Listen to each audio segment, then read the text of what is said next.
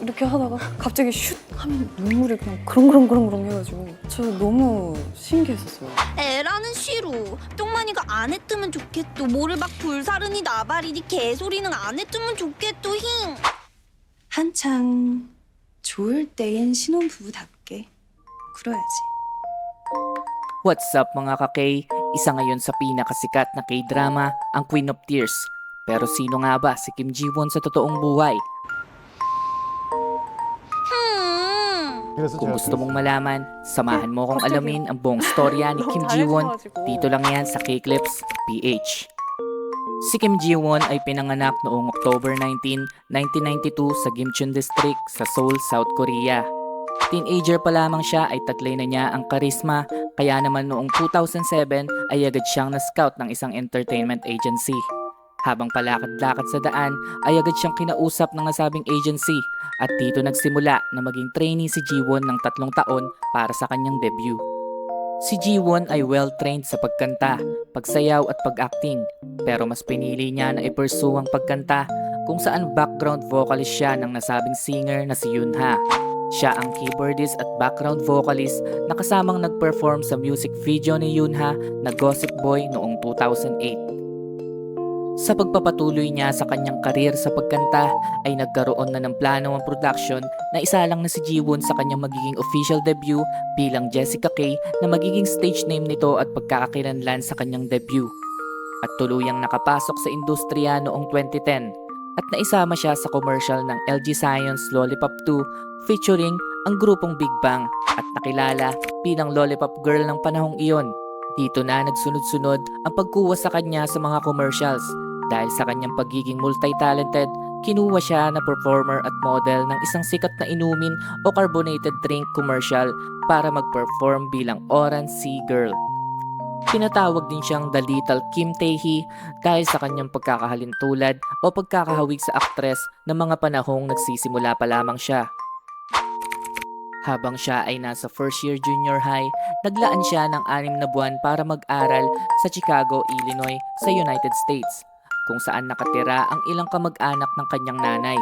Pagkatapos makapasok ni Ji-won sa industriya noong 2010 ay ipinagpatuloy niya ang kanyang pag-aaral sa Dongguk University Department of Theater noong 2011. Sa pagpapatuloy ng kanyang kwento sa industriya, si Ji-won ay nag-debut sa kanyang unang role sa isang romance drama ng omnibus film na pinamagatang Romantic Heaven. At hindi lang dito napansin si Ji-won dahil nakuha na niya ang atensyon ng mga tao nang lumabas siya bilang aktres sa sitcom ng High Kick, Revenge of the Short-Legged. Pagkatapos nito ay sunod-sunod na ang major television series na ginanapan niya, kabilang na dito ang musical drama na What's Up at naging start actress na din siya sa isang high school drama na pinamagatang To the Beautiful You. At naging headline din at usap-usapan ang horror film na Horror Stories na kung saan gumanap siya bilang isang estudyanteng nakidnap. Pagkatapos ng mga projects na ito ay hindi nagtapos ang kanyang pagsulong sa industriya dahil kinuha na naman siya sa isang music video ni Baek Sung-hyun sa debut nitong music video na Till the Sun Rises kasama si JYJ at Kim Jae-jung 2013 at 2016. Dito na natin masasabing nahubog na ang ating karakter dahil dito na nagsimula ang malalaking projects at pagsabog sa kanyang pangalan. Sa isang KBS drama ay naging isa si Ji-won sa mga lead role na pinamagatang Waiting for Your Love at sinundan pa ito ng Horror Stories 2 na sequel ng Horror Stories na ginanapan niya noon. Umarangkada palalo ang kanyang karir sa magkaparehong taon nang kunit ulit siya sa isang drama na naging popular dahil sa kanyang role na kontrabida sa pelikulang The Hairs. Ito ang drama na tuluyang nagpasabog sa kanyang pangalan kung saan umabot na ng 1 bilyong views sa Youku at lalong nagpaangat sa kanyang profile pagkatapos maigawad sa kanya ang New Star Award sa SBS Drama Awards. Dito na nagtuloy-tuloy ang mga major projects ni Ji-won. At ito ang pagkakasunod-sunod na mga drama na kanyang ginanapan sa mga sumusunod na taon. 2014, Gapdong, kung saan gumanap siya bilang high school student at webtoon artist. Isa pa dito ang The Reason I'm Getting Married ng KBS Drama Special, kung saan gumanap siya bilang supporting role. Pagsapit naman ng December, pumirma din siya ng exclusive contract sa King Kong Entertainment kung saan nahuhog palalo ang pag-arte ng ating karakter. Sa 2015 naman, naging starred actress siya kasama si So Ji-sub sa romance web series na One Sunny Day at magkaparehong taon, kinuha si Ji-won para mag-cameo sa TV and drama na Hidden Identity bilang girlfriend ni Kim Bum. 2016, kung saan alam kong ito ang pinakahihintay at kinababaliwan ng lahat ng sumusubaybay at mga K-drama fans, ang KBS2 na military romance drama na Descendants of the Sun, kung saan ginanapan ni Ji-won ang role na anak ng isang war general sa dramang ito.